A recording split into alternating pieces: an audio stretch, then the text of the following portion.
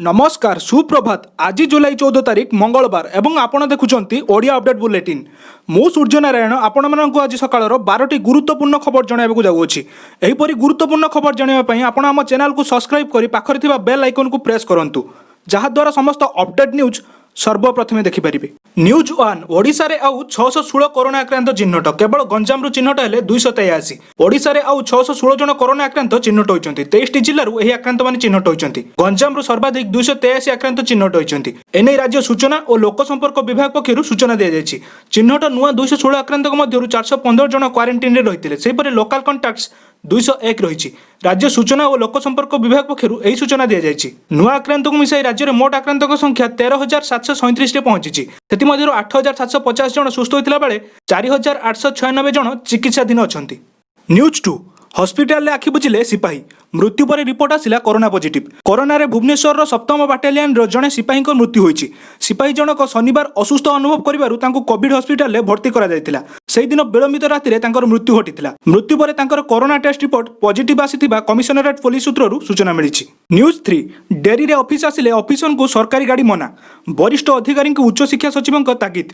विलंब रे ऑफिस आसिले सरकारी गाड़ी प्रत्याहार हेबो। उच्च शिक्षा सचिव शाश्वत मिश्र तांको विभाग रो अधिकारी को आज एभली कड़ा निर्देश दैछंती। विभाग रो वरिष्ठ अधिकारी को गाड़ी जोगाई दिया जिबा सत्वे अधिकारी माने विलंब रे आसुथिबारु तागिद करछंती सचिव।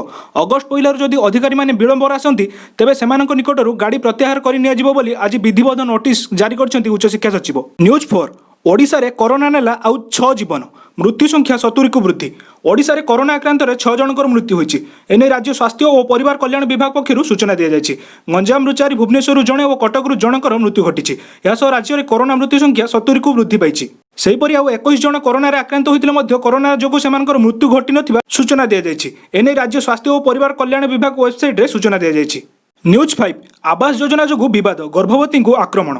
भद्रक जिला भंडारीपोखरी ब्लॉक बिरोली शासन रे गर्भवती को आक्रमण। आवास योजना रे मिलिथिबा घर को नहीं एभली आक्रमण होइतिबा सूचना मिलिछि। महिला को आक्रमणर वीडियो सोशल मीडिया रे भाइराल हेबा परे घटना पदा को आसीछि। एनै महिला जनक भंडारीपोखरी थाना रे एतला दैछंती। माड़ जोगु गर्भवती अवस्था गुरुतर रही। जाजपुर जिला हॉस्पिटल रे भर्ती करा जायछि। पुलिस एही घटना रे 2 जन को अटक रखी घटनार तदंत चलाइछि। न्यूज 6 आदित्य दास मृत्यु घटना। फोरेंसिक लैब को पठागला सुइसाइड नोट। एबे भी रहस्य घेर भितर मोटिवेशनल स्पीकर तथा स्वेच्छासेवी आदित्य दास को मृत्यु। आदित्य आत्महत्या करछंती ना तांको योजनाबद्ध भावे हत्या करा जायछि ता पर्यंत स्पष्ट होई पारि नाही। आदित्यक मृत्यु पर जबत होइतिबा सुइसाइड नोट को फोरेंसिक लैब को पठा जायछि। एथिसह पूर्व हातलेखा चेक दस्तखत मध्य फोरेंसिक लैब को पठा जायछि। एसबु जांच करिबा पई राज्य फोरेंसिक लैब को जीआरपी पठाइछि। न्यूज 7 जुलाई 31 भितर बाहर मैट्रिक रिजल्ट। जुलाई 31 भितर प्रकाश पाइब मैट्रिक रिजल्ट। एने विद्यालय और गणशिक्षा मंत्री समीर दास सूचना देइछंती।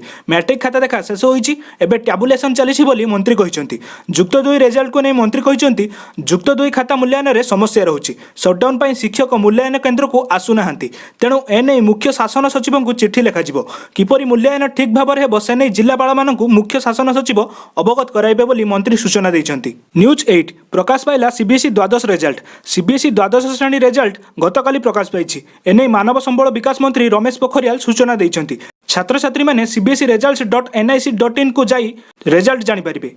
सर्वभारतीय स्तर में पास हार 88.78% रही। भुवनेश्वर रिजन रे 91.46% पास करछंती। त्रिवेंद्रम रिजन रे सर्वाधिक 97.67% पास हार रही। नवोदय स्कूल रे सर्वाधिक 98.70 छात्र छात्री पास करथिला बेले केंद्रीय विद्यालय रे 98.62% पास करिसंती। घर स्कूल रे 88.22 छात्र छात्री पास करिसंती। न्यूज 9 भुवनेश्वर आउ 14 कोरोना आक्रांत चिन्हट। भुवनेश्वर महानगर निगम अंचल में आउ 14 आक्रांत चिन्हट होइछंती। नुआ आक्रांतक मध्यरु 10 जन लोकल कॉन्टैक्ट रहितिला बेले 4 जन क्वारंटाइन रो चिन्हट होइछंती। सेहिपरि भुवनेश्वर महानगर अंचल में 29 आक्रांत कोरोना रो सुस्थ होइछंती। नुआ आक्रांत को मिसाई भुवनेश्वर शहर में कोरोना आक्रांतक संख्या 718 रे पहुंची। 356 जन सुस्थ होइतिला बेले 353 जन एबे भी चिकित्साधीन अछंती। 8 जनक मृत्यु घटिछि। न्यूज 10 कंटेनमेंट जोगु आसिलानी आंबुलांस, चलीगला शिशुर जीवन। कंटेनमेंट जोगु रास्ता बंद थिबारु गाँ भीतर को आसीपारा ना आंबुलांस। एने 7 वर्षर पुओ प्राण हराइथिबा अभियोग होइछि। एमिति कि पिलाटीर शव आनिबा पई आंबुलांस कि महाप्रयाण गाड़ी मध्य मिलिला नाही। तेबे परिवार लोके पिलाटीर शव को बाइक जोगे घर को नैथिले। एभली अभावनीय घटना घटिछि कंधमाल जिला राइकिया अंचल रे। न्यूज 11 कटक सहर बाहरिले आउ 16 कोरोना आक्रांत लोकाल केस केवल 8 कटक महानगर निगम अंचल आउ 16 जन कोरोना आक्रांत चिन्हट होती 16 जनक मध्य 6 जन सरकारी क्वारंटाइन रु 2 जन होम क्वारंटाइन रु 8 टी लोकाल केस रही कटक सहर में मोट आक्रांतों संख्या 264 पहुंची बेले सेमानक मध्यरु 134 जन सुस्थ होती 128 जन चिकित्साधीन अच्छा और 2 जनकर मृत्यु घटी। न्यूज 12 देश में 24 घंटे 28,000 कोरोना आक्रांत चिन्हट 500 मृत आज देश में पुणी रेकर्ड करिछि कोरोना गत 24 घंटे 28,000 कोरोना आक्रांत को चिन्हट कर अन्यपक्षे 24 घंटे 500 जनकर मृत्यु घटी मिसाई देश में कोरोना मृत्यु संख्या 23,174 पहुंची देश में कोरोना महामारी भयंकर रूप नेउछि गत 24 घंटा मध्य 28,701 जन नुआ रोगी चिन्हट होती मिसाई देश में कोरोना आक्रांत संख्या 8,78,254 को वृद्धि पाई अन्यपक्षे आरोग्य संख्या 5 लाख टपिछि वर्तमान देश में 5,53,471 जन सुस्थ होता बेले 3,01,609 जन चिकित्सित होती। भिडियोटी भल लगी आम भिडियो को लाइक करूँ शेयर करूँ और सब्सक्राइब करी एपरी डेली अपडेट न्यूज सर्वप्रथमे पांतु। धन्यवाद।